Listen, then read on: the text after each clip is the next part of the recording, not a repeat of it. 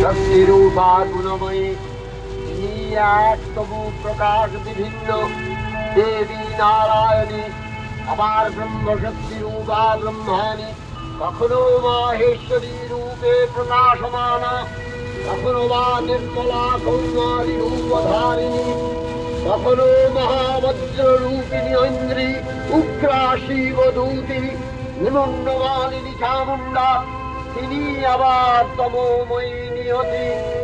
এই সর্ব প্রকাশমানা মহাশক্তি পরমা প্রকৃতির আবির্ভাব হবে সপ্তলোক তাই আনন্দমগ্ন। বাজলো